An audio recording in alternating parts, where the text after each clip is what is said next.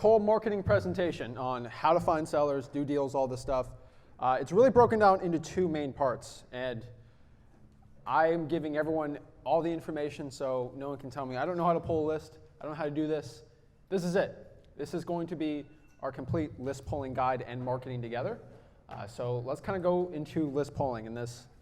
I'm going to try to do it as expedient as possible. I've probably talked about this so many times, but it keeps getting people money, and that's the point. So what is a list? So to get a deal, we need a list. A list is a data set of potential properties and owners that have a 50 to 100 times more likely chance of them actually wanting to wholesale their deal. So if I go to any house around this town and I just call the person up and say, hey, do you want to sell your house? 99.9%, they're just saying, no, I don't want to sell my house. But if you get a data set of people that are 50 to 100 times more likely to want to sell, you can call 1,000 of them and get a deal versus calling 100,000 and getting the deal.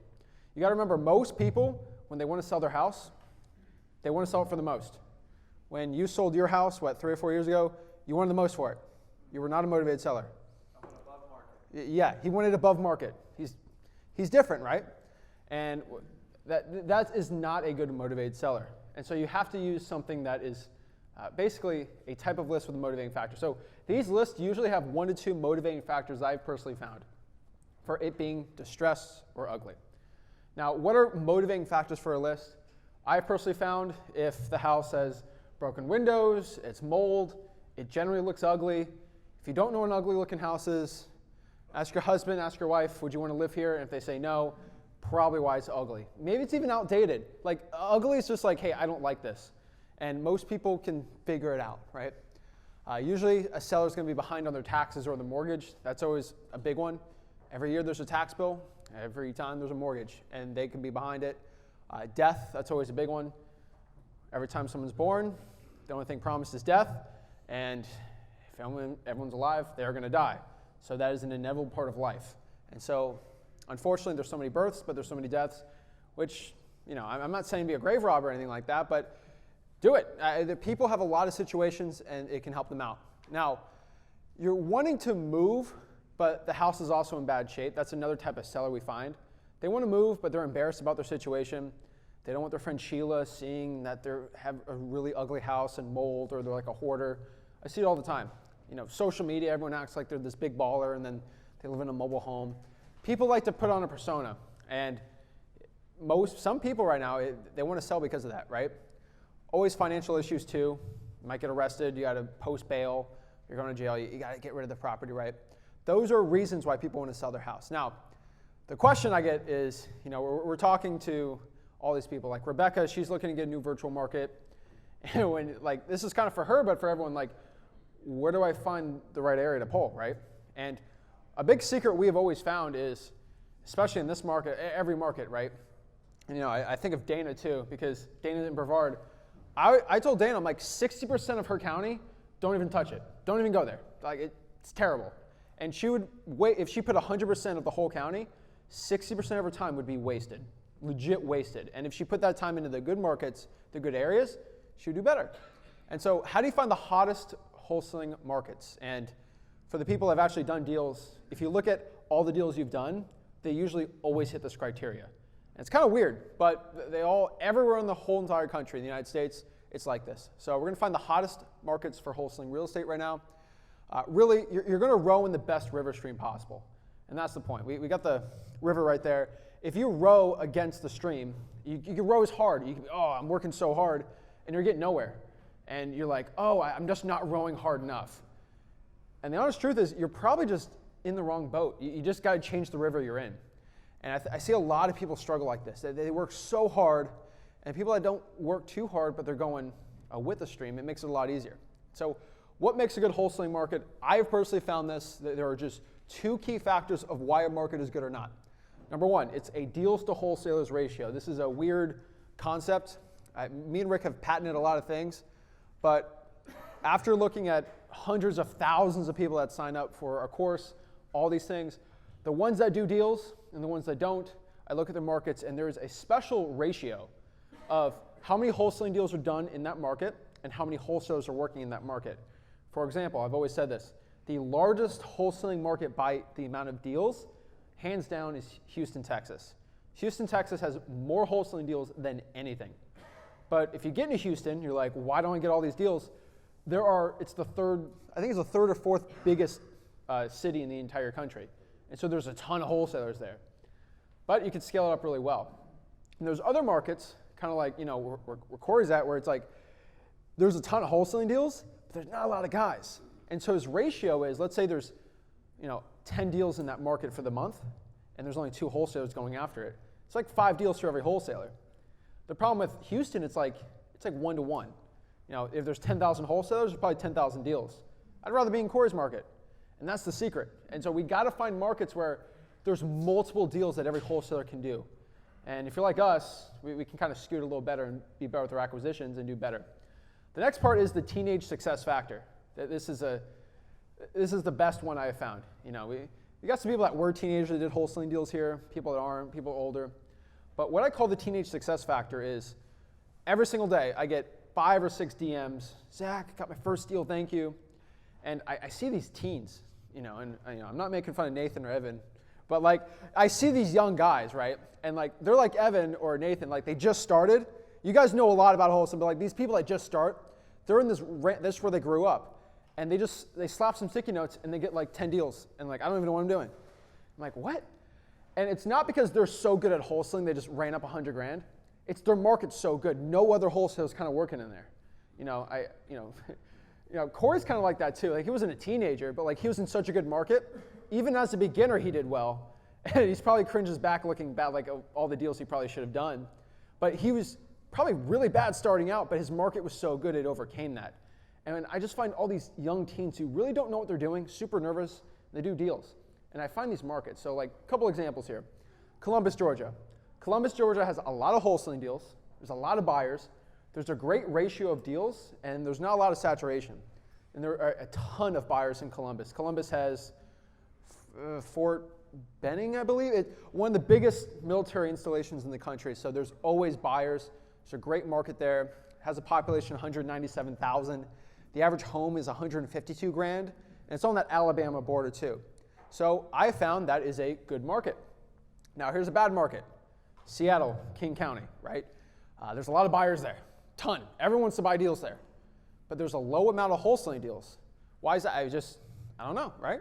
There's a ton of wholesalers there, but there's not a lot of crazy deals. Now there are people that do deals. I had someone on our podcast. She's making $100K a month in Seattle, but she's very, very good at what she does. And I think she's in her 20s, right? And then I see other wholesalers struggling there. That was a good wholesaler doing it. But for most people getting into Seattle, they don't do well. There's 2.2 million. There's so many buyers, I should do a deal. The average home price, $840,000. That, for most wholesalers, is a bad market. So what happened? Why is the Columbus so much better than Seattle? Is it the population? Is it what? What is it? I found 2 key factors in the past 7 years, 5 years in virtual wholesaling, of what makes a market good or bad. Number 1, population. How many people live in the market? And the average home price. You can boil it down to anything else. That is what it currently is for any market if it's going to be good. Population. I have found with a high population, there's a high amount of cash buyers. People living there, people want to live. That's it. And cash buyers either come down to people that want to buy the house to rent it out or they want to flip it. Those are what cash buyers want to do. There's land bankers and stuff, but most of them, they want to rent it out or they just want to flip the house. And there's doctors, lawyers. They buy a house, they want to rent out real estate. There's a ton of buyers. Now, with a low population, as you guys have probably found out, there is a low amount of buyers. And so you can probably get deals, but they're hard to sell. Now, the sweet spot I've personally found, if a city has a population of above 50,000 people or 100,000 for the county, usually it's good. Now, there's people like Jason. There's exceptions to the rule, but you got to remember with Jason, like his county or like Columbus has millions of people around it, so he can feed some of those people too. So there are exceptions to the rule, but for most people, if there's not a lot of buyers, it's hard to sell the deal. And with median home price, right? The higher the price, the harder it is to get a discount. If I went to somebody that had a $3 million house and I try to get a 30% discount off their house, they're going to act like I'm crazy. If I go to somebody who has a $30,000 house and I try to get a 7% discount, they take it all day. Is it because they both don't like the 30% discount? No, It's how human beings work. Humans are really weird. They don't look at percentages, they look at prices. So if we've had this, we used to own real estate brokerage, and these people that sell their properties, these are $1 million houses on the water, right?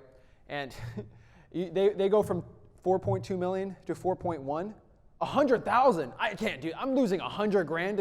I can't do that. And it's less than it's almost 3-4% discount. And from someone to go from 300,000 to 290, I don't care. Okay, take it off 10 grand. Human beings are weird with that. It's the same percentage, but they can't get over that part. And it's harder when you're in a higher price market to get deals. But there is a trade-off.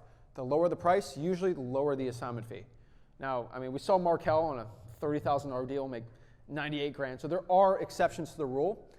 But what I can tell you is, in our market here at Port St. Lucie, when we get a deal, we lock it up for $300, $350, we can make $80,000, $90,000 on a deal. Our average assignment fee is going to be $40,000, heck, $50,000. Probate's even higher because the ARV is really high. I can't do that in a market that has 100,000 ARV, or average median home price. So the lower the price on the property, usually the lower the assignment fee, but you can do more deals, so it kind of evens out.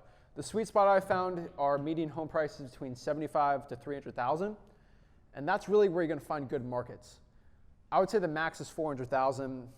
I've been pushing it hard at $500,000 for some markets, because our market's kind of at that point now.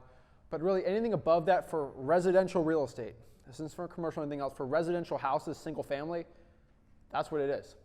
And so my secret method to finding the best virtual wholesaling markets, right?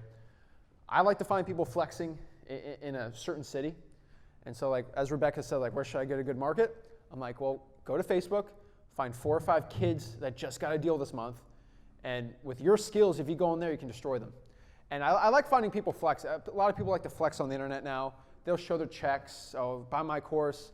I had one guy on TikTok. He got 2 deals last month, and now he's selling a course. But he posted his HUDs to show he's legit. Okay, that's a market I didn't know about before.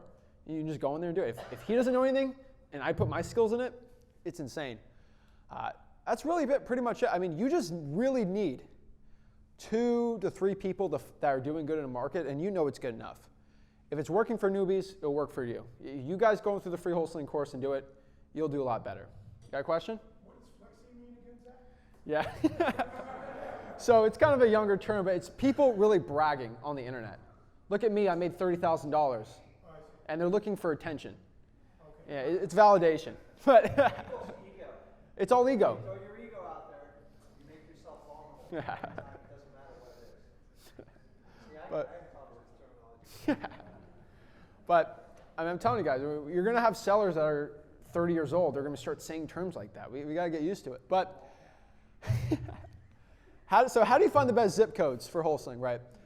Now, where are the best? So once you determine your market, how do you find the best zips, the best areas, that 40% where there actually are? Just ask your buyers. They know. When I'm in a new market, I just ask a guy who's been buying for 16, 17, 18 years, what's the best places to buy? They say, oh, this area, because they're looking to buy it. That's where they want to buy it. And they will literally tell you the best areas. Now, they might not be the best areas for wholesaling, but they're the best areas for real estate investing. And for 18 years, they know. They know the hottest ones. And so ask your buyers. Ask your title companies. One thing title companies love is money. They like making more money. The more transactions they get, the better. So that's why you should use your title company. Hey, Mr. Title Company, can you give me a list of buyers? Oh, that's secret information. Okay.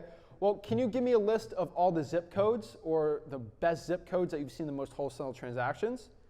Yeah, sure. They'll give it to you because they want to beat out their competition, which is other title companies. And they want more transactions. And so they'll tell you, most title companies I've found, they'll say, oh, we do most wholesaling or transactions are done in this zip code or this zip code. They have the data. If you have a good wholesaling-friendly title company that does hundreds of wholesaling transactions a year, they'll tell you where most of the zip codes are. And it's not that secret information, right? Find out where the rental properties are. I've always found great properties there. And just look up the data, right? And my super secret one here is just affordable working class housing. Old houses with low crime rates. And what I mean by this is if you go to a new city or whatever. So I had a cousin. She's approaching her 30s and she just got married and she's looking to buy her own property. She doesn't want to rent out anymore. She wants to buy a house. Here's the problem. She's in South Florida, and it's really expensive there. And so, she works a regular job with her husband now, and they're looking to buy a new house. Here's the problem. They're not looking to buy a $900,000 mansion. And most people in their 20s and 30s looking to buy their first house, they're called starter homes. These are the best. They're willing to overlook a lot of things just to get a house, and they get the FHA loans and all that stuff. And these are great ones. This is where the working class people in a city or county live in, right? So all you have to do is look at where the teachers, bus drivers, sanitation workers, just regular working blue collar jobs, where they live. They don't live in high crime areas, right? If you work a regular job, so like let's say you manage a grocery store, you're not living in a mansion, but you're not living in the hood. You're living in a nice area that's probably cheaper, but it's not in a high crime rate area because you have your kids there, right? And that's the secret. That's where people are willing to overpay. Flippers, so the buyers for the flippers deals, they're willing to overpay. And usually, when you don't have a lot of money, but you're in a nice area, you're not going to renovate your house. Your roof might be 15, 20 years old, and that's where you find the best one. So as you see here, this is a chart. This is from 2021, obviously, but it's probably one of the best ones I have found of just home prices by county. And so if you're looking to get in virtual wholesaling, you got to look here.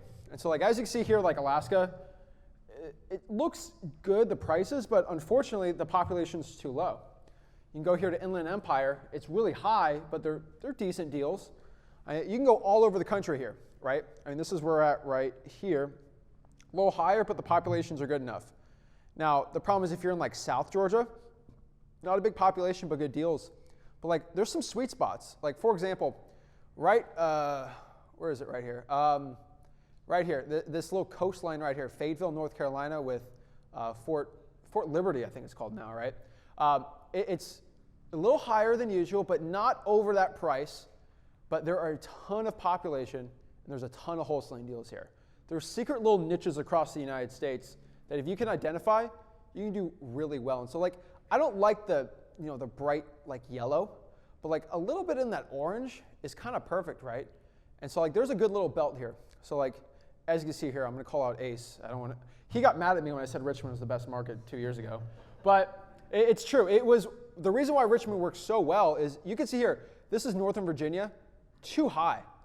And like you go kind of south, not big population here, and there's like this little gap. And I know it's a little higher now, but like it's kind of some breathing room here with a big population. That's a secret market I found. It did well.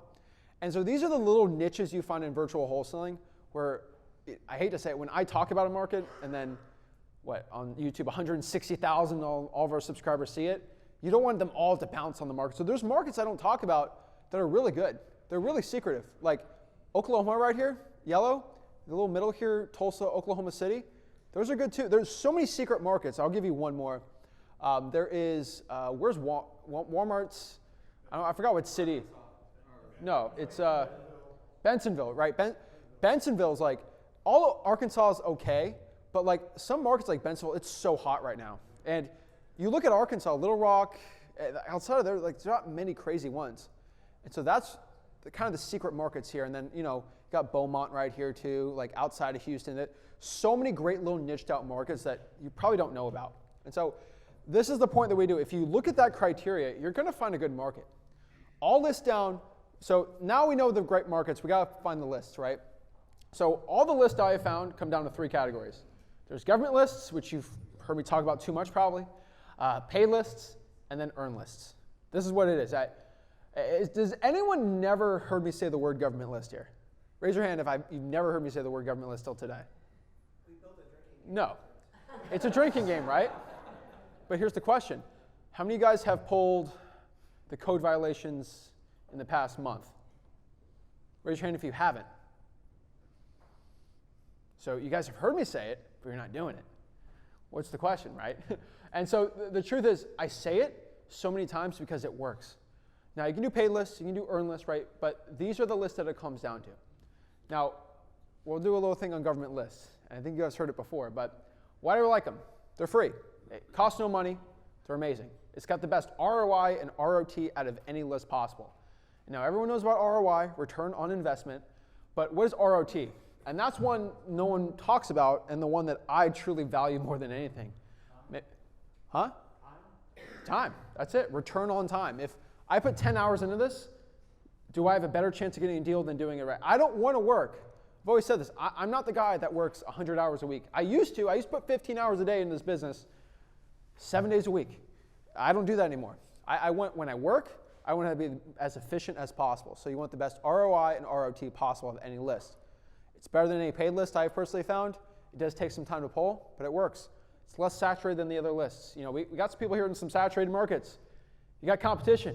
You got to beat them. If you have an army and you're not as big or strong as the other one, you have to outmaneuver them with your mind. If you ever watched the movie, has anyone watched the movie 300? With all the Spartans, 300 people versus 100,000. It wasn't because there's so many. It's just you work smarter, not harder. And I mean, it's just a gangster movie, but that's what I like. So it's easy list versus hard data to get, right? There's a kind of a big difference, right? When it's easier to get a list, more wholesalers are going to market to it. And so you got to understand that. You know, it's your favorite thing you always talk about.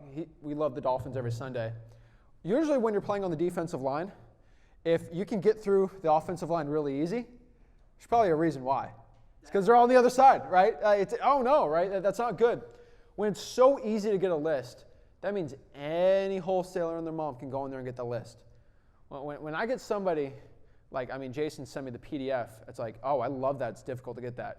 Because that means everyone's going to just give up, flail their arms, and if you can actually get past that point, you'll be at it. In the county north of us, we had 2 counties north of us in Nina's Market 2 years ago. I talked to the city attorney. They refused to give the probate list. Kind of weird. They refused to give the probate list. And I was the only guy doing it 2 years ago. And he told me 2 years ago, this is before it got easier to do it, they made it easier. He said, you're the second person to only get this list. You and a lawyer who does it for marketing. And we cleaned up in that city. It was crazy. But why is that? Because it was so hard to get that list, we did so. And now it made it easier. But that's how you do it. The harder it is to get a list, means less wholesalers are marketing to it. Doesn't mean it's a better list. But I'm just saying there's less wholesalers marketing to it. And so that might be something good, right? And so a government list basically is a free list you can get that is provided from the government that has potential sellers with that special thing we talked about today, motivating factors, that are more likely for them to sell their house for a deep discount than a regular list. And so I'm going to run through this really quick. I know you've heard me say this a million times, but these are all the type of government lists that you can pull. There's code violations. Code violations are basically when you go against the code or city for your market or city, and you have tall grass, mold, mildew. Your city's going to go around. If you walk out here today, there's a little car. It's crazy in this specific city. It's called Neighborhood Services for the city of Stewart. 2 guys, I know them personally. They hate me, but don't mention my name to them.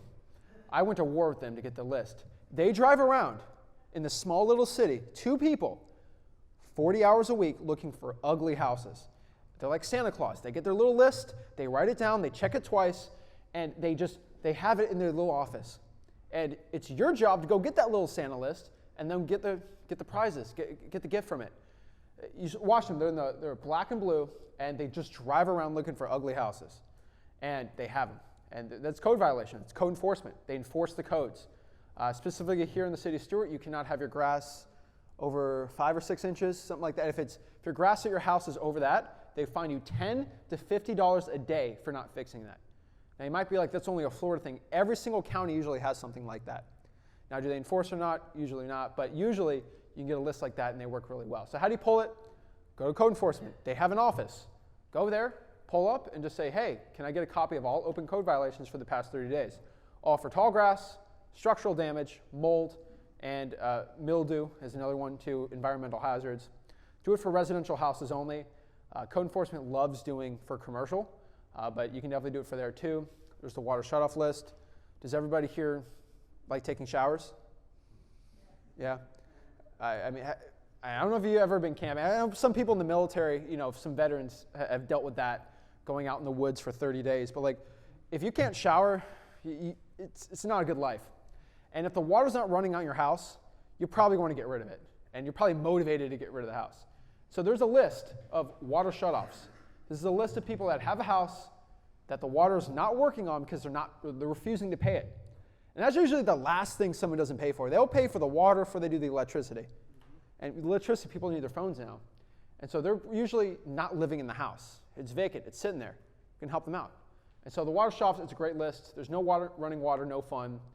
Literally, there's no water on. They didn't pay the bill, and so they're probably going to get rid of that house. It's just sitting there. They got to pay their taxes on it. It's ridiculous. So go to your local utility department, make sure that they're a public government-owned one, and request for a list of all properties that have had the water shut off due to non-payment, and the house has no service due to it because they didn't pay for it. Now, there's a lot of wholesalers watching this like, I'm too good for this. I need to go pull a regular prop stream or batch lead list. And I love prop stream, batch leads. I love all these. But the problem is, everyone and their mom, they all pull the high equity list and they all call and text it. That's what they all do. Every single time. There's like, that's all they do because it's easy to say, I can make money on an affiliate on it. It's easy. This, no one's doing this. No one's going after properties that have the water shut off on them. And it's such an amazing list. And really, when the water's not running, it kind of screws up the house, but it's not really that bad. There's also fire damaged properties. A lot of people don't really know how to do this. I just had a podcast 2 weeks ago with Joel. He's making $1 million this year only off of fire damaged properties. And because no one's pulling him. And he's doing it across the whole country. It's so impressive. And it's just a little niched out that we do. And the reason how we figured this out is we pulled every direct mail. Like 2 or 3 years ago, we just did so much direct mail. And the deals that we'd get, we were like, why do you want to sell it? My house is on fire. I'm like, I should probably pull a list like that. That's how we get this. And so this is a list of all houses that basically got a call on it that the house went on fire. Houses go on fire all the time. And a lot of people think in their head, they're like, oh, these are all charred to the ground, that they watch these fire department shows, and they think, oh, the house is burnt to a crisp, and this is just land wholesaling. It's not. Got a question? Yeah, I just had a question about that. So that is one list that I've been really, really trying to get. And I know you always say don't recommend paying for it. Yeah. But like, is there any like, I guess more extensive tip as far as like maybe getting that? Like, Oh, it's easy. a lot of cities have like a lot of fire departments. Like, Did they say not to?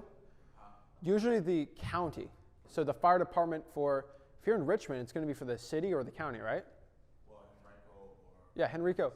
Do you think the chief of the fire has a list of all the houses they got called on, or only the fire department, only the house only has that spec? He has the whole thing, because when the chief of the fire department, when he goes to the city for funding, they're going to say, how many calls did you get on? He's going to say, oh, we're getting an increased amount of calls. We had these many calls. We need more funding, because they all want more money. That's how it works, and so they have the data. Of course they have the data. They say they don't, they're lying to you. And so you can even go to the city attorney, all these things. But most house fires are from the kitchen, from a microwave, oven, or from the hairdryer in the bathrooms. So usually it's only those little places that have damages. And so they're not burned to a crisp. But the regular house is the wholesale. They usually get insurance checks, sometimes small enough they don't even get them. Go to your local fire department and request for a list of all the houses that went on fire that they got calls on and they went to. That's it. In my city, I've had buddies that work for the fire department, and I would go to the fire department, and the lady said, we don't have a list. And I go tell the guy, like we're at the gym, I'm like, hey, do you have the list? He's like, yeah, literally there's an Excel for it. And I go back and I say, hey, I have a friend. Who's your friend? I'm not telling you. And they said, yeah, we actually have it. And then they give it to me. And so like, there's a little secret you can do. Not shady, but like just say, hey, my friend works here. He said it's here. And then they stop lying. It's crazy. It happens for the arrest, all these lists.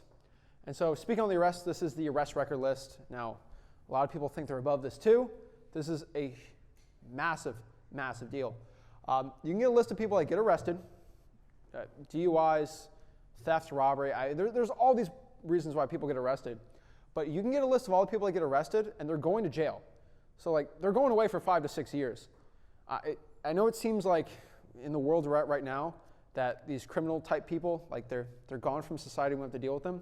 They're still people, and they own real estate.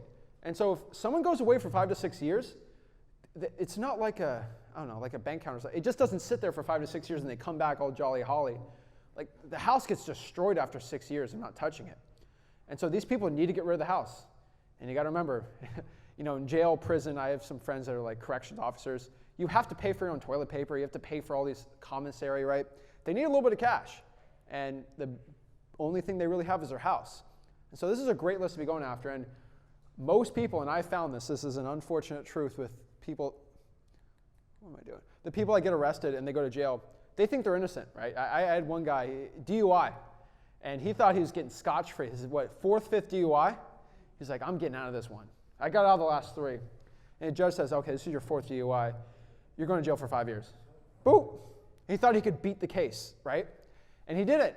And guess what happens when you go to trial and they say, nope, this is your sentencing? It happens really fast. You get like a month, and then boom, you're straight to jail for 5 years. And you have 1 month to change your life. It happens fast, and then they're motivated. They can't use a realtor. They don't want to deal with a realtor in jail. They got to get rid of it this month. That's what we can do. So how do you pull it? You go to the sheriff's department and just basically get a list of all the people that got arrested for the last 7 to 14 days. Now, I'm going to be quiet for YouTube, but like, you know, the murderers, all the assaults and things, I get rid of that. I don't want to deal with those type of people. I've tried to wholesale properties from people on death row. Never ends up well. I'm not even kidding you. I have letters from death row, and I looked them up. I had one guy, he called me from a jail phone. He killed 4 people, and he called me because he had a letter. He wanted to get rid of his house, and I got the heebie-jeebies on. I never did it. And maybe I'm a wimp. Call me a wimp. That's the only time I've wimped out. But if you killed 4 people, I don't want to deal with you. So that's the only type of people. That's it. You know, I honestly will say this for a lot of people. I have made so much money on people that have been arrested. I hate to say, like assault, burglary, arson. Like, it seems scary. A lot of drug possession. There's human beings too, and they make mistakes. But like, you could still make money wholesaling their house and do it virtually. Right? They're human beings too. So when you get the lease, how do you differentiate? Yeah. So it's really low. So the amount of people, hundreds of people get arrested in a city or a county. Statistically, if you get arrested, you're a felon. Hate to say it, you're less likely to own a piece of real estate. So it's not a big list. So you'll get like 100 arrests, maybe 5 or 6 of them actually own a piece of real estate. It's not big. So you see their name and you go to the property appraiser. Usually on the arrests, there is legally they have to put their address on it. Now some cities are a little easier than others, but they literally have to put their address. He got arrested, that's his address. That name one by one and put it on property to see if anything pops up. Yeah. There's some hard ones. I'll be honest with you. When there's like a John Smith in Houston that gets arrested, it's hard. It's almost impossible. But like some people have some really unique names. So, I mean, Nader's got a question. The name Nader Musa, I'm not going to miss it, right? And so that's the point. Do you filter out misdemeanors and look only for like felonies, or how are you pulling out? Misdemeanors I get rid of. I mean, if it's something you're probably going to go away for, I'm going to go contact you. And you're helping people out. Like either that or they go to jail and they have their aunt try to do it. It's a mess. You want to help these people out. How do you actually get in touch with them since they're in jail? Well, usually you get in touch with them when there are trials coming up.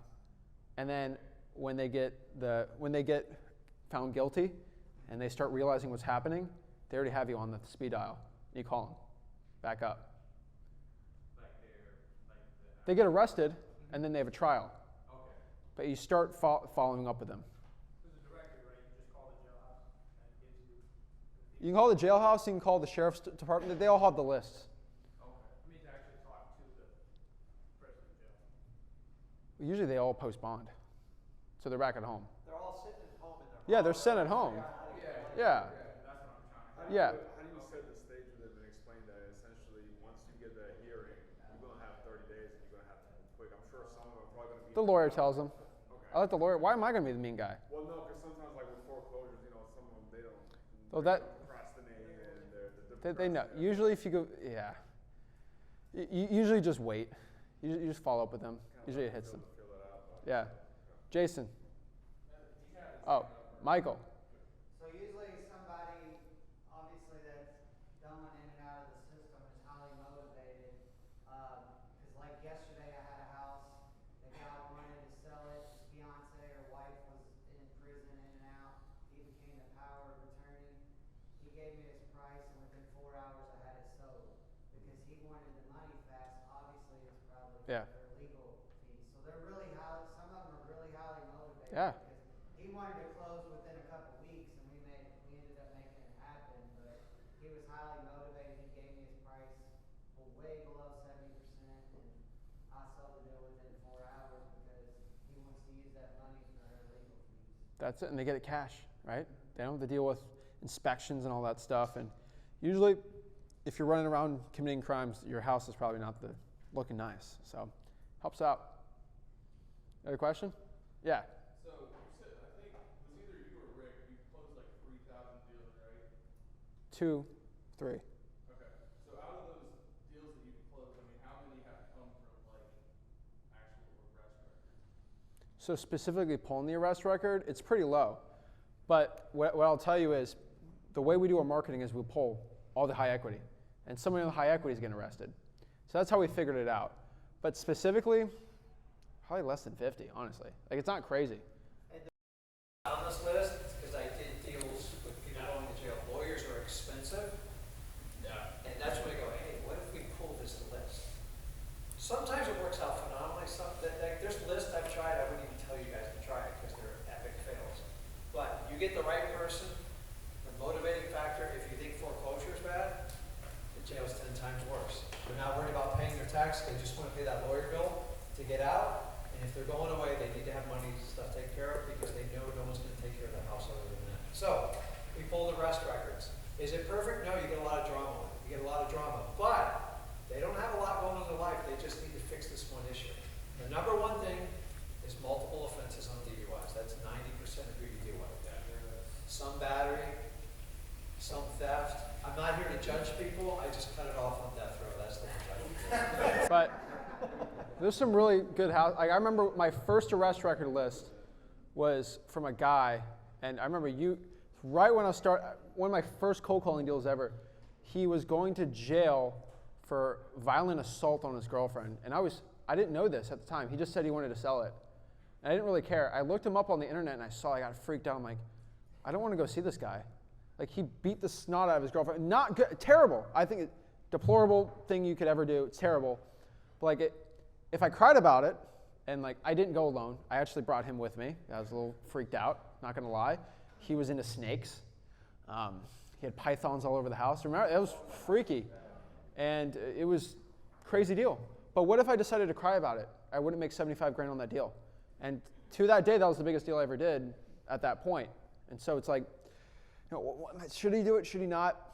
I would say go with somebody if it's a really bad one, but there's money here and nobody talks about it. Nobody. So that's another one to do. You got your standard liens and tax delinquencies, people not paying their taxes. It happens all the time. These are people that are just behind on the property taxes. Now, I get asked what's the difference between a delinquency and a lien. If you're behind usually a year or two, it's delinquency. After 3 years, the city puts a lien on the property. Some force the sale, some of them don't. Just go to your public records and you can actually search for all the liens. But if you're wanting to do the delinquency, you can just go to the property appraiser or the tax assessor. And they usually, you can look up anyone's house and see if the taxes got paid or not on it. And they usually will give you a special list on it. One extra thing too, if you want to get a list of every property in your city, you can actually go to the property appraiser or the tax. They will give you something called the tax rolls. And it's basically the property appraiser, but it's an exported CSV with 300,000. And it'll tell you when the property taxes were paid or not. It's a pretty good one to get too. If you hate the property appraiser, like I do, and you just want to put it all in one Excel and just search, it's a great one to do too. Sometimes property appraiser has the county info too. Now, pre-foreclosures, the one we always talk about. I love pre-foreclosures. I'll be honest with you, it's getting better and better, this type of list. And if you're ever into creative financing, this is probably one of my favorite ones too. And you can wholesale creative finance deals, so that's why we're talking about this too. It's basically a list of all homeowners who are behind at least 2 mortgage payments, sometimes 3, and potentially they're facing a foreclosure unless they pay. These are always people that procrastinate. These are always people that wait till the last second to sell. But they're still good wholesaling deals, and they are super motivated. To get this list, you go to the public records online. You basically search for a lis pendens, which is Latin for something. I think it's moving forward. But usually they are doing a court action to basically take the property over. Sometimes they file a notice of default. What I've found too, sometimes called the notice of lis pendens. That's a new one I've been finding out in some counties. But you basically go in person on your local county, or go to the local county's clerk of the court and actually get that. Paid softwares have that too. But I have found with batch and prop stream, sometimes you're like a week or 2 off. And sometimes that week or 2 is the slight edge you can get. Lien list, kind of like I said before, these are people that are behind on tax payments from the IRS. They're behind on their credit cards. They're behind on a lot of things. You can even do mechanics liens, right? But you can get a list of people behind on their IRS payments. One thing we've always found is for a lot of these fat deals, I looked these sellers up, and the IRS kept coming up on public records for them. I'm like, what? And these people who didn't really have a reason for selling, they get letters from the IRS saying they got to pay me 50 grand. And it's weird. There are people, you know, we had, I can't mention it, but this person who makes a lot of money in real estate hasn't paid taxes in 5 years. And now the IRS is coming down for him for, they will. I'm not going to get into it too much, but like people will just not pay taxes for 5 years. It's weird, but it happens. And they get scary letters. You owe me 50 grand, and they need to sell the house. How do you pull it? Again, public records online. You can search for liens. If you don't, you can just call the people. Usually there's a clerk of the court lady there. They'll help you out with it. Be nice and sweet, and you'll get it. Next one, this is technically my least favorite list out of them all, is the divorce list. But we do deals on it. You know, I threw it up here just so you guys know. I don't want to feel like I didn't give all to you guys today on the list. But it's basically a list of all divorce filings for your county. Not my favorite list, but there are decent properties you can make. And there's some deals you can get from it. But basically, you just get all the public records for divorce, and usually the filings are on there. Look at the property, call the sellers up, and you can get the deal. Oh yeah, I've done divorce deals too, but yeah, it's all drawing for dollars, man. But yeah, make sure you confirm the parties in the filings actually own real estate. Usually, it's the husband wants to get rid of it fast, and the wife wants the most, or the husband wants the most, the wife wants to get rid of it. They bicker all the time. They're not the best lists. Now, another really good list I did, this was probably my special COVID-19 list that made me the most money possible. There's, I think most markets you guys know, there's these rent memorandums where basically during COVID, you couldn't get somebody out of the house if they didn't pay their rent. And I cleaned up like this. And so what I used to do is just get a list of, I never even did this. I used to do tired landlords on PropStream. But the special ones, you can just get all the eviction. People will file the eviction, but they just won't get out. You got all these tired landlords of people that are not paying their property, not paying the rent. This is a great one. So this is a list for tired landlords who are sick of bad tenants. Usually if they file an eviction, they're already sick of them. And this is a great one. And what we used to do is we used to put the property under contract. I would go meet with the tenant and be really sweet with it and just be really nice and be like, hey, what's going on? I'm actually just looking at the house here. And I might want to buy it. And like, oh, what's going on? Oh, this mean landlord, he's so rude to me, and I'm not paying him. Like, well, he's going to kick you out. I don't want an eviction on your record. Like, what can I do to help you out? He's like, I got to stay here. I'm like, well, what if I gave you like, $300 and you can move out? I'll pay for your expenses. Oh, really? You do that? Yeah, I'll do it. I'll help you out. Okay. And then they leave. And cash for keys, that's what it's usually called. But like, if you talk to these tenants and you're just nice to them, these landlords are so mean. Some of them are really rude. Pay me right now. They get kind of upset, and you kind of go on the other end. But there are some tenants that refuse to move out, and like in the state of Florida, it's pretty easy to do. And sometimes you got to put the property under contract with a bad tenant in place and get a buyer that's okay with this situation, that knows they have a bigger risk. But usually you transfer that over to the buyer. And so you pull that list, you go public records online, search for the eviction filings, and then go cold call the owners of that property. If it's an LLC or a S Corp, C Corp, all you basically have to do from there is find the mailing address of the LLC and just put them on like True People Search. Heck, PropStream has it too. And you just go with the mailing address, and usually the name pops up. So usually let's say for example, it's a rental property, all you have to do is go to the mailing address of the rental property. It usually gives you a really nice house because that's the rich landlord. And then you just go skip trace the guy with the rich house. And that's the seller. And usually they like getting rid of it.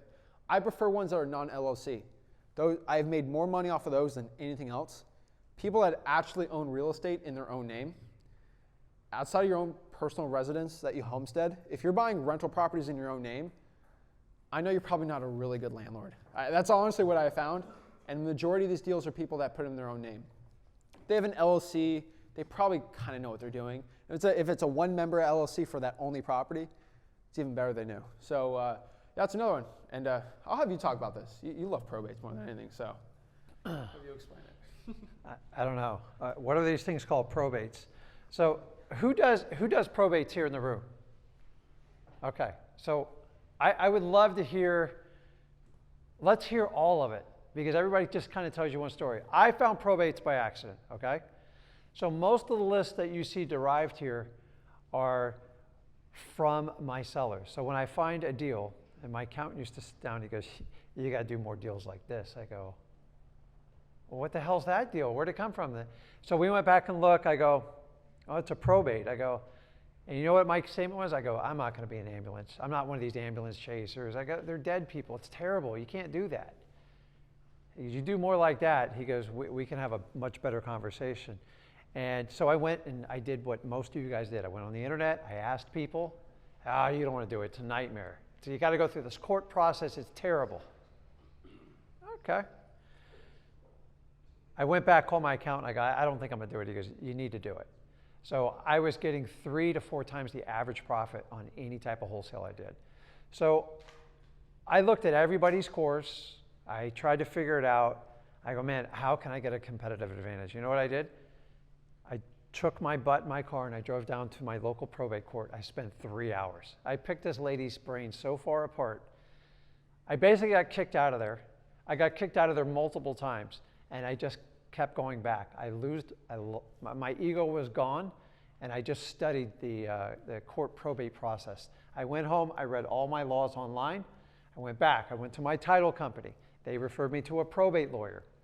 I started getting really comfortable. I kind of understand this. And then here's my epiphany. I said, all I need to do is find people in probate that are in charge that can sell these houses. That's all I need to do. I'm not going to worry about the rest. And before I knew it, I did 50 houses in probate. Average profit, $36,000. You can do the math on this, guys. It was absolutely, I had no idea what I was doing, for full disclosure. But all I had to do was be a marketing expert. So I went out and I found these properties. And she goes, well, how long before we close? I go, I have no idea. I have no idea. I'll talk to the lawyer. I'll talk to the title company. And then I figured things out. And here was the famous quote. Ready? My lawyer said. My lawyer said, always, over and over. So I took these statements down, what we call objections, right? And I sat down with a lawyer, and I sat down with a judge, and I asked him point blank, is this true? Now, you have to do it state specific. 8 out of the 10 were completely false. I'm like, man, I got something here. So the average lawyer will tell their client, you can't sell the house till the probate process is complete. It is a outright lie. There are a few exceptions. There's 3,200 counties. But guys, I'm telling you, every person I talk to, they go, well, you know, when the probate's done in 6 to 12 months, I can sell you the property. And I kept missing out. And I just decided, I go, what if I could show you how you can sell the house before the probate's over? Can we talk? Hell yeah, let's do it. And they go, I met with 5 other people and they didn't know how to do it. I go, I don't really even know how to do it too, but I'm going to figure it out. So once I met with a judge and a lawyer and a title company, I was confident in my answers. See, a lot of the answers we get is just hearsay, stuff we do, and we don't go and verify anything. We just assume everything told to us by our parents, our friends, on the internet is absolutely true. Most of it's, you got to go and do the fact check. So I love probates. Why do I love probates? I hate the process of probate. I think whenever the government gets involved, but you have to have it, guys, because a person who's passed away can't transfer any type of title or deed. So it makes sense, right? A lot of people, here's another one. You guys hear any other objections you guys get on probates? Tell me. What? What objection you get? Most of the time. Like 8% of the time, you can just do an affidavit. Yeah. Lawyers do not tell you that, by the way. It goes on and on. Anybody else? Objections? Talk to my lawyer. That's Talk. the most irritating. That's a different type of one, and we're going to dive into it. But I'm telling you, huh? You guys ever hear that? You need to have it appraised. Now, there are some counties where they got some screwed up statutes. Okay, I can't control all of them. 95% of these counties, probably 98, there's no such thing as an appraisal process. You got to understand, what is the court's job? To make sure it's transparent and make sure you have 2 parties that are who they say they are and they agree to it. That's it. It's not their job to determine the price. That is on the PR, which is the personal representative or the executor. That's it. So when someone goes, I got to get it appraised, I've got to get it, I got to get a broker price opinion. If they do it, show me the statute where I have to do that. And if it is, then you honor it and you move on. So I got to be honest, when I first did probates, I had no idea what I was doing. I figured it out as I went along. I just plugged. I went crazy on it. And then for the longest time, I wrote letters because I didn't want to bother people. I'm a nice guy, right? And then Zach said to me one day, he goes, why don't we just call these people? I go, dude, that's a tough phone call. He goes, I'll do it. And he just got up. I go, well, let's call it a warm lead. Let's call it a warm call. And so we were experimenting around. He goes, I've heard you talk to everybody in probate. And he just went through and started calling them. He goes, listen, we have to help these people out. So our attack on probates is basically a letter. It's a letter, not a postcard, and a phone call. The frequency's up to you guys and what you want to do with it. Why are probates so wonderful? They're usually outdated properties. Listen, when mom, dad, grandma are sick, you take care of the family member. We're all talking about family. I don't want to walk into a nice house and probate when she's on her deathbed. Take care of her, spend all the money on her, right? That's what a good family does. I'm not here to judge it. I hear all the horror stories in probates. I'm not here to judge people. I just want to help the situation out. So when it comes to probate, deferred maintenance, these houses are typically vacant, and a lot of times people take it over that really don't want to deal with it or have the ability. The biggest thing people sell in their life is what? It's their house. It's their biggest asset, and they're scared to death when they do it. And when they got a property that's ugly, mom died in it. Listen, I've had family members where it's hard to walk in a house, guys. When my mom passed away, I couldn't go back in the house. Like, I grew up in that house. It's just too hard. I sold to a wholesaler. Like, think about that for a minute. I just want to move on. Some things are just too painful in life, and you move on. And when you have this, when people go, listen, I just want to get rid of the house, don't take advantage of me. And that's one of the most common things. I go, listen, I will come up with a fair, equitable situation. And I write it. I've had more six-figure deals from regular single-family houses in probate than any other technique I've ever done. It's absolutely amazing. It's slow, but it's really easy. Your average marketing budget for probate probably should be about $350 a year. That's it. You can do 2 full-time jobs with it. It's easy. Why are they so profitable? They're vacant. They're run down. It's easy. And you, to be honest with you, you can control when the timeline closes. So if I can get it super cheap and I can take 45 days and find the highest cash buyer, it is a recipe for a lot of profit. Some of them are run down. Some of them are like perfect houses. And by the way, every probate I buy, probably 80% of them, I buy it with all the belongings and the furniture in it. They just don't want to deal with anything. So for a long time, when Zach started out with me, he's like, I'll do a garage sale. When he was like 15, 16, I'm like, knock yourself out. I hated that stuff. And after a while, I taught him, I go, the money's in the real estate. It's never in the crap in the house. The minute you buy furniture, it's 90% off. You guys ever try to sell your furniture after you buy it? Nobody wants it. It's very customized. And so when they go, hey, listen, I'll throw the furniture in, I'm like, I'm going to take $1,000 off the price if you do that. Like, it costs me money to get rid of the furniture. So I love probates, guys. They are, and honestly, I've had people in here do probates. They've never done a deal. If you can find a probate on your first deal, you can get out of the matrix much faster than a lot of people. It's not a one and done deal. But if you can put 30, 50, or 100 grand on one transaction, it's amazing. And this probates is the only one that I guarantee will do it. So I let my ego get in the way for a long time in probates. Just let it go.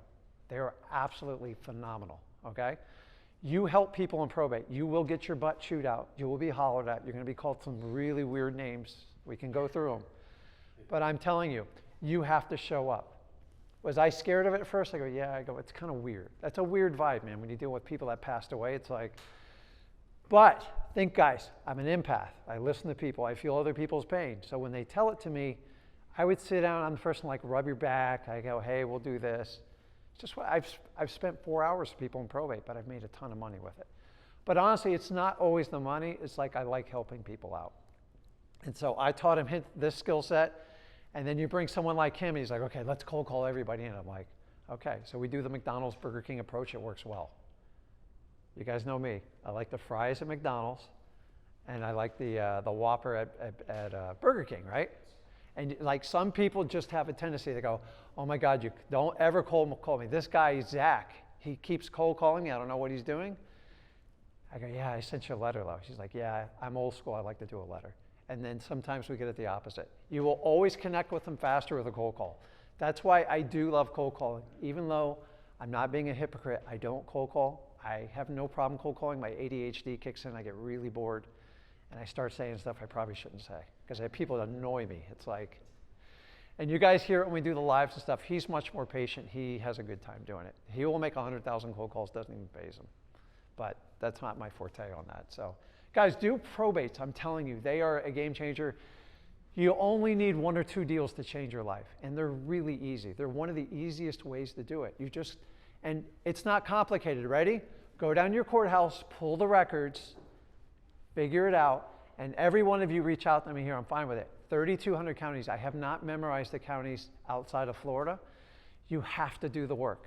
I can't tell you exactly where the PRs. You know who can? The people at the county probate courthouse. And if you're like the average man and you can't ask directions and lose your ego, then you're not going to get the deal. So as soon as you say, hey, I need help, it's hard to do for guys. I don't know why, it's just what we do. I tell my wife, I could be lost for 45 minutes, have 10 people go by, I go, I ain't asking. And I keep doing it, and then I'm like, okay, I'm going to ask, because I get tired of doing it. So probates. I love probates, and for the records, I did not do probates 2000, the first 8 years of my wholesaling. You know how much money I missed out on? Honestly, if I went back in time and I only did probates, it would have been unbelievable. But I like to do things the hard way. You know, I like to figure stuff out. So what you do at the end of the year, you look at every deal you've ever done, and you find the trends. Do exactly what me and Zach do. We find where the money is, and when we go, man, that was amazing. How did that happen? And by the way, the guy that we bought the house, the one we was talking about with the DUI, he drove away from the closing. Make any sense? 5-time offender. It happens all the time. So, okay, where are we at? Pulling the probates. Got the clicker? Yeah. So, probates work. How do you pull them? Go to public records online, search their probate filings, and find them. They're just court records. That's what they basically are. Usually there's always an attorney attached. Don't be scared of it. These people still want to sell the property, and it's still a good deal. Just make sure to confirm that the parties in the filings actually own real estate. There's sometimes stocks and bonds and 401ks that are probate files, but there's no real estate associated with them. So we need to make sure. Do you guys market to, so normally my researcher, she'll see that the PR, say it's maybe the wife or the husband, they still live in the property, right? So Oh, yeah. question, and I told them, go ahead, pull it, we'll add it, we'll Yeah. to them, but I'm getting to the point where what would their motivation be to sell if the house is fully paid off, you know, they're still living in Their husband died. Right. They don't live there anymore. Well, no, but Might be a 3-bedroom, 4-bedroom. okay, so like she may or Yeah. may want to downgrade. Just want to get rid of it. So you guys still market to them regardless, is my question. Yeah, with the amount of money that you're making in wholesaling, you cannot afford to just let leads go. Okay. There are deals like that. They're less likely, but they're still worth it. Oh yeah. Now one more question. We'll keep going. If you're getting a huge assignment fee and the person's deceased, do you need to do a double closing on those ones? No, the probate's, it's going to be done at closing. Well, it's being done, then once it's done, close. So technically it's with the PR. So yeah, I mean, if it's a really fat one, sure, I'll double close. But yeah. And one more from Michael. Quick question. So if it's in a probate with Mary Hart, have an attorney, and you come in and say we can close it before that's over, is it going to be much quicker if you come in and try to get it closed on before the probate's up? No, it'll be quicker. The attorney's going to advise, not say it's legal or illegal. He's going to say it's legal, but he's going to advise that you wait. He can rack up some more lawyer fees, and then he'll do that. And then he'll write up the contract for you so you can get more fees. They're all trying to make money off you. And so the lawyer, yeah, they care at the end of the day, but they don't do what's going to make them the most money after everything. And so just got to be careful with it. Now, basically my script for these government lists, they're pretty easy. If you go to the government, wherever county, city, whatever, just explain I'm a private tax-paying citizen and I'm doing independent research. That is it. That's what we're doing. If they have any other questions, that's who I am. That's what I'm looking to do. Now, what if they don't give you the list? Rick always says, to overcome resistance, you need to do persistence, right? It's pretty easy, right? So what if they don't give you the list? Good. I actually love that. The harder it is to get the list, like we said before, the better that list is going to be. Explain that you're a private tax-paying citizen doing independent research, and always request to speak to a manager. Now, I believe there's nobody here named Karen, right? Everyone knows that term, right? You're going to have to be one. Sorry for the Karens watching. It's a bad term. You can call them Ricks. I don't know. But I'm just saying, always request to speak to a manager. Usually if it's a lower level employee that doesn't know what they're doing, they're like, oh, I'm not giving you that list. That's private. They don't know the laws that if it's public information, you should be able to get it, right? So request to speak to a manager. They know it. Or you can always file a FOIA request, which is a Freedom of Information Act request, which is from the federal government, allowing you to get information from your local county and your government, right? So you can always file it. Now, yeah, but at that point, they can get a lot more difficult. That's the issue. They're like, okay, well, only what you ask me in the FOIA. Then they can legally, at that point, charge you money for the list, too, because then they have to do a special request. You capture more flies with honey than with vinegar. So the FOIA is vinegar because it makes them look bad. Because the manager's like, oh, we had a bunch of FOIA requests. It doesn't look good. So you got to be a little nicer with them here. Now, paid lists, these are lists you can get from paid software companies, right? They have motivating factors to them, and they're good. But remember, it's easier to pull this. There's more. If you want the most amount of deals, they're going to be from the paid lists. But they're really easy to pull. You just got to pay money, and you get it. So that's always the issue. But it comes to a point in the marketing where you got to do it. Now, government lists are way better to pull, but I can tell you it's a lot easier to do a paid list. But the only unfortunate part is they cost money. Now, I prefer PropStream. I prefer batch leads. I personally know the owners. The PropStream owner, I've not personally, we're not besties, but I know the batch leads owners pretty well. I know the people in charge in PropStream, and I can confirm from this that they spend millions upon millions of dollars every single month on getting the best data possible. And that's what they do, and that's why the lists actually work. There's a lot of other softwares, Property Radar, they got all these other ones out here, but I've always found these lists always work the best, and that's what we do. Why do I still do PropStream? We went from list source to PropStream, and Rick did not like it. He did not like it at all. But I kept getting hammered like 3 years ago. PropStream. I'm like, I don't know. So we did a direct mail batch on it, and we did really well. And so why do I keep using PropStream only for direct mail? Honestly, it's superstition. I've never done a direct mail batching with PropStream and lost money.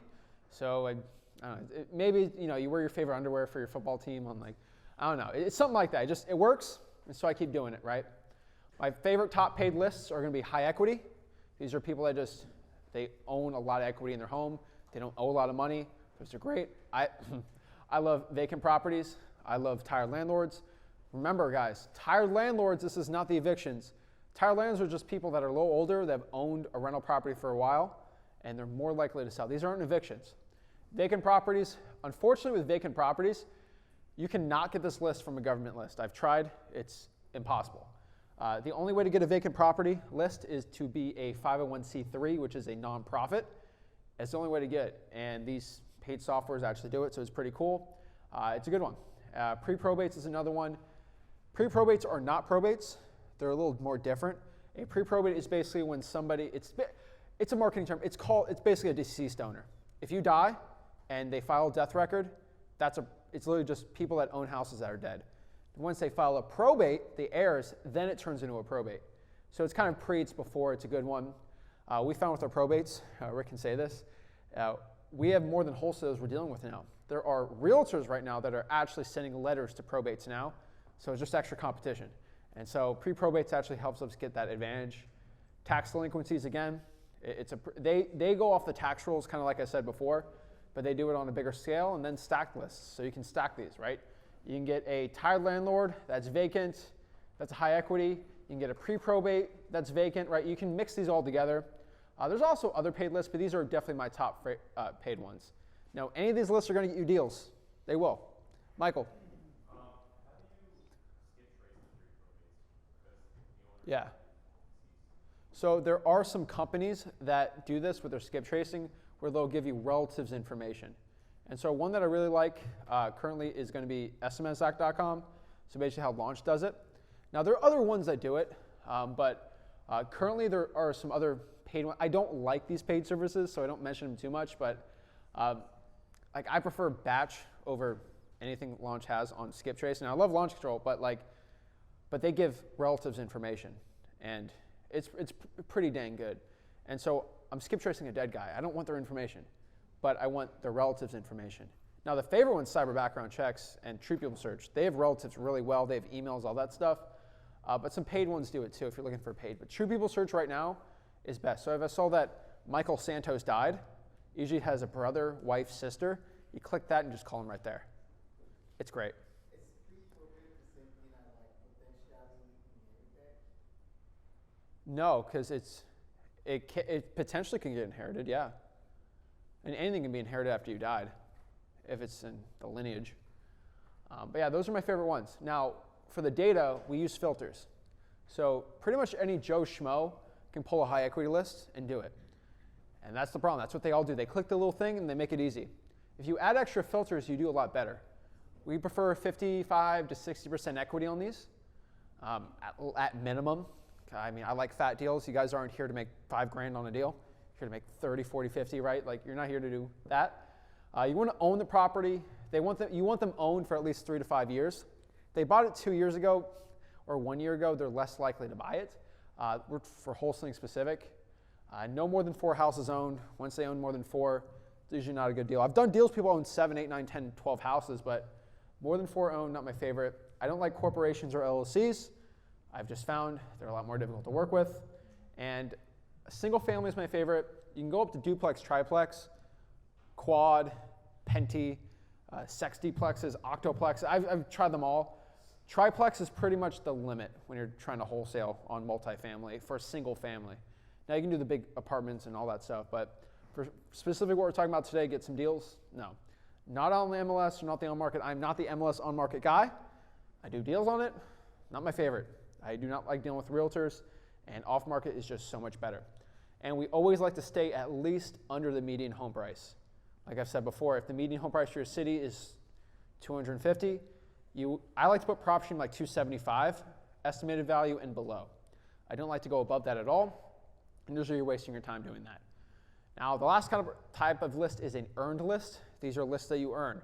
You can't pay for it. You can't get it for free. You have to earn it. These are lists that no other wholesaler can get. No one can get it except for you. You have to earn it, not pay for them. Like I said before, this is trying for dollars and reverse trying for dollars. These are, I've said this forever, and you've kind of heard everyone doing well in it, right? It works. So drawing for dollars. You get in your car, you look for an ugly house, you find a list, and you just kind of pull that list together, right? You can either write it down, you can use a software like Deal Machine, or heck, you can do it like some other people. You don't use a software. It doesn't really, as long as you get a list of ugly houses from driving around, it works. Now, reverse trying for dollars. We've had some questions on this. This is, heck, I will not tell you, I did not invent reverse trying for dollars. I invented the word, but I did not invent this method. There are wholesalers across the country that just, kind of like carriers, they'll just put sticky notes on houses, but they weren't wholesalers. They worked for other companies. Really, the reason why I started this was at my house, when I started living by myself, these landscapers, it was weird. They used to do this thing. I don't know if you guys have seen this. The landscapers specifically, they'll have a rock, they'll put in a plastic bag, and they'll put their business card and just put it in front of your house to throw them. Has anyone ever had that? Georgia, yeah. It happens all the time in Georgia and like the Southeast. They'll do that. And it's like, it's interesting, right? And then sometimes someone put like a penny in a bag or like, it's interesting. And I kind of feel like, you know what?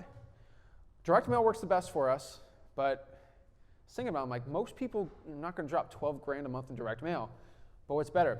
So we used to just put sticky notes on houses. And I was getting frustrated some deals where like I couldn't reach the person. And like I knocked on the door, they're not home, knocked on the door, they're not home. And I couldn't open the mailbox, it's a federal crime. So I never did that on video. But it works. But I've never done that to this day. But I can tell you right now, if you put a sticky note on someone's door, there's a high chance they look at it. Human beings are very curious. If I put a note on your door saying, hey, this is Zach, I had a quick question. Let's say I don't even talk about, I had a quick question, and you get a call, you're like, oh shoot, right? So we got some married couples here, right? All loving marriages. But like, there's some people that are like interested, right? And so like, you know, if you're married and, you know, your wife's out of town or whatever, and then like, hey, this is John. Give me a call. It's like, who's calling you, right? And you can be in loving marriage. It's like, who's this guy, right? Your mind races, and it could be something stupid. But human beings, their mind races, and they always assume the worst. Usually, they always assume the worst, and so it's just you'll almost instantly get a call, right?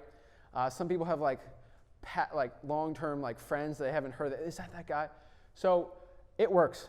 I tell you, I've done it. Jason can tell you. Everyone can tell you here that's done deals. It works. So you just find ugly houses. You slap a sticker on the door. Hey, this is Zach. I had a quick question about your property. Please give me a call back. We used to not have the quick question about property. We just said, hey, this is Zach. Give me a call. And that worked better, but people were a lot more freaked out. So this is the happy median. Ace. So what if you, this is just a question that came up that I thought about, what if you do that and they call, but of course you don't remember you laid out 50 sticky notes, I don't know. You don't know who the person is. You don't have a photographic memory like me? Yeah. Oh, no. They're like, well, what property? I know I deal with that even with No, now. It's just like, you just actually just tell them like, hey, I do this. I get it. Property. I have a really good memory, but when you put 300 out, then it gets hard, right? And so one thing I would just do is this is what I did. I did this with callbacks, with code violations. You know, ring, ring, ring, hello? Hey, I just got a call on the sticky note. Who is this? What do you want? No, hey, this is Zach. Hey, I drove around town with my partner, partner Ace, and we were looking at some houses that looked interesting. We probably put a note on your house because my partner told me like he wants to buy it. Are you in Richmond? Oh, yeah, you are? Oh, okay, yeah, that's the one I did in Richmond. You know, just a little sneaky. And they think it's only one. What was the address of that property again? I think I forgot it. Oh, no, it's 123 Main. Hey, are you looking to sell it? We were just driving around. He saw that house he wanted, but we put a sticky note on. We didn't want to bother you. I didn't want to call you out of the blue or knock on your door. I didn't want to mess with your dog. Are you looking to sell the property at all? No? Okay, no big deal. Or, yeah, possibly. Okay, well, me and partner Ace, we're just looking to buy a couple more houses in Richmond and seeing if anyone's looking to sell it. We put the sticky note because it's in an area that we like. And even if you haven't done any wholesaling deals, if your buyer buys a lot of rentals, hey, he owns a lot of rentals in the area, and that's why we saw that. It might be another good one. And it's like, it's not like, you're in a pre-foreclosure, I'm going to go contact you, right? It works. Sticky notes, you slap them in the house, they work really well. Handwritten always does better than stamped, but still, you can do it. Google Voice, they're inbound. The reason why I love these things so much is most people do not want to cold call 5 hours a day like me. I'm crazy. But if you want, you spend a couple hours, you can put Taylor Swift on your headphones, whatever you guys like, and just slap sticky notes on, and you can just jam out. It's the best. It's a lot better than spending 5 hours cold calling behind a computer screen in a locked room like I used to do. It's more enjoyable, right? And so that's what I've personally found. And you're driving around, you're fine. Now, you can also do this. And so what's the difference between drying for dollars, reverse drying? There's two types. You go in your car, like Jason, you look for ugly houses, and once you find the ugly house, you put the sticky note on, right? That's one way to do it. But also, the reverse part about, which is pretty cool, you're just kind of like a delivery driver. Has anyone here like ever delivered pizzas or worked at UPS or anything like that, right? You had a route, and you drove the route, and you did it, right? It's interesting. It's not a terrible job, but that's what you're doing. You get a list, your pizzas, of pre-foreclosures, and you go to like Google Maps, and it'll make a route. There's also route optimization companies, kind of like Amazon drivers have, that you get a list of 10 pre-foreclosures that just got pulled, and you drive around the pre-foreclosures, and you find pre-foreclosure 1, you slap a sticky note on his house, go to 2, you slap a sticky note on his house. I promise you, it's a lot easier than spending money on direct mail if you have no money. So that's another way you can do. You can do it for all these government lists. Slap the sticky note and just go after them in the reverse style like that. And so it works pretty well. Now once you get all these lists, we can organize it. You can organize it in Google Sheets or an Excel format. Remember, all these templates are inside of Flipboard Plus. So go to the course section, download, and usually there's marketing ones. Heck, even in mailingmastery.com, there is data organizing in there too. But I like to go off a property owner. I like to have a little Excel sheet done like that. I prefer Google Sheets over Excel. As you guys probably know, if I have an Excel at home right now, you can't go on your computer and pull it right now. Google Sheets, I can just pull up right here. And so I love it. I've accidentally deleted a lot of files before that I probably shouldn't have, and Google Sheets has saved my life so many times. Skip tracing. Now we get their information, we need to get the phone number, right? So skip tracing, it's an important part of the list pulling process. We need to get these people's phone numbers. So how do you do it? If you have no money, cyber background checks. Why do I keep talking about cyber background checks? Cyber background checks is, to this day, the only website that has people's phone numbers and addresses that they really shouldn't have. It's kind of scary. Got a question? Yeah, so, who do you use to skip trace like trust and corporate owners? So trusts, I'll go to the deed and look who signed for the deed. You know what I'm saying? Who do you, like, what skip tracing site you use to skip trace? Batch leads. That's me? Yep, zachdata.com. So, like I was saying before, cyber background checks is scary. To this day, my information is on True People Search, it's on white pages, it's not on anything. Cyber background checks had it, and I looked at all these sellers that True People Search didn't have, this one had it. These are two really good ones, and I love them. If you have no money, this is the best one. It takes a lot of time to get their information, though. It takes a ton of time. Now, I would prefer everyone go here and look it up. You can remove your information. It's kind of scary. But yeah, cyberbackgroundchecks.com. As you go on True People Search, white pages. Heck, you can even DM people. Slide in the DMs. That's another new term, Scott. But it's a new one. You can message people personally on Facebook, and they always read them. It's very, very high chance of doing it. And so if you have a unique name that's not like crazy, you can just search them on Facebook and message them. They will answer it. And that's another one. Everyone's on Facebook now. Everyone's on Instagram. Paid skip tracing, zachdata.com, listarea.com. Batch is better, but if you ever have a PropStream account, not really the biggest deal in the world. I do prefer batch, though, if you're going to do a paid skip tracing one. But they work. So that is list pulling.